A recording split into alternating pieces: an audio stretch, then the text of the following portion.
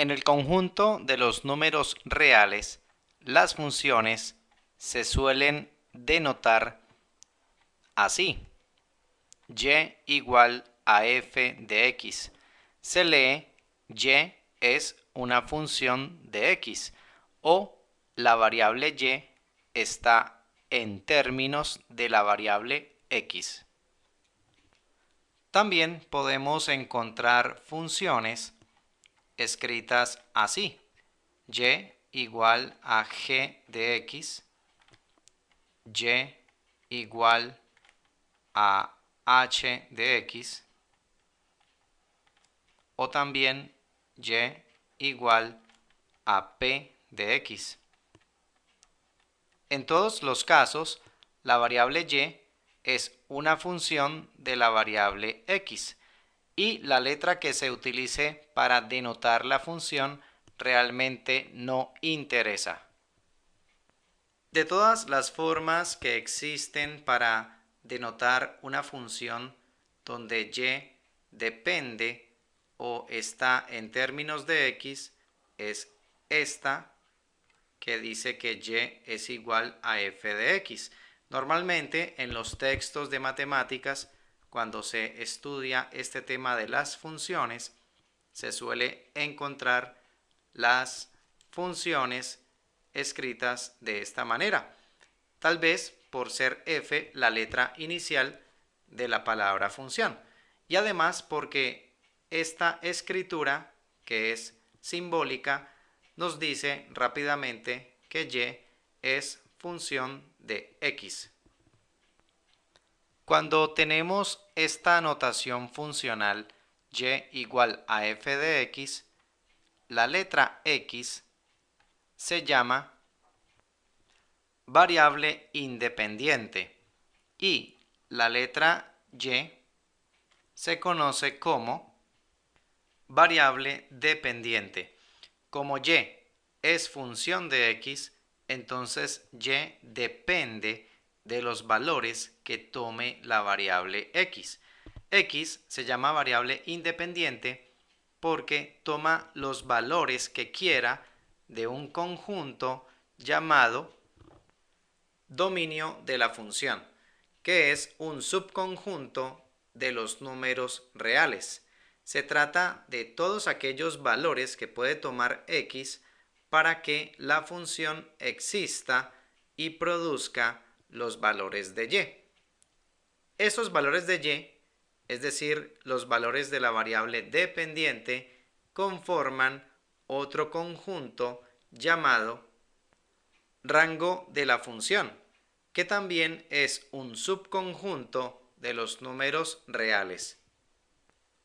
Un ejemplo donde podemos entender el concepto de función y la manera como se relacionan las variables es el siguiente. Consideremos un cuadrado de lado L. Recordemos que el área de un cuadrado se obtiene multiplicando lado por lado y eso nos da lado al cuadrado. Entonces, aquí podemos decir que el área del cuadrado es una función del valor de su lado. Lo podríamos escribir entonces así: A es igual a f de L.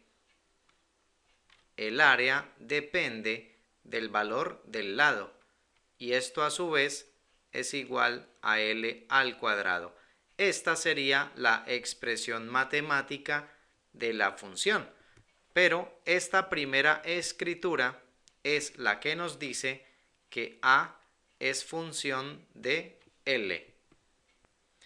En esta función, la letra L constituye la variable independiente y A constituye la variable dependiente. Para esta situación, L, que representa el lado del cuadrado, nunca podrá tomar valores negativos, porque jamás tendremos una distancia negativa. Entonces, el dominio de esta función, que se denota como df, serán los valores reales de L mayores o iguales que 0. En otras palabras, los reales positivos incluyendo el 0. Si L vale 0, entonces sencillamente no tenemos cuadrado y el área vale 0. El rango de la función, que se denotaría como RF, hace referencia a los valores que puede tomar el área del cuadrado. Y en este caso tendríamos para la variable a valores reales también mayores o iguales que 0. El valor mínimo que puede tomar a es 0, cuando L vale 0. Aquí lo podemos observar. Si L vale 0, 0 al cuadrado nos da como resultado 0. Y de ahí en adelante tomaría valores positivos según los valores que tome L también dentro del conjunto de los reales positivos. Otra manera de denotar el dominio de esta función es la siguiente. Los valores de L pertenecientes al intervalo que va desde 0 cerrado, entonces utilizamos corchete, hasta más infinito, que siempre va abierto, es decir, con paréntesis. Y para el rango decimos que A pertenece también al intervalo que va desde 0 cerrado hasta más infinito abierto. Ambos son subconjuntos de los números reales. Constituyen entonces el dominio y el rango para esta función.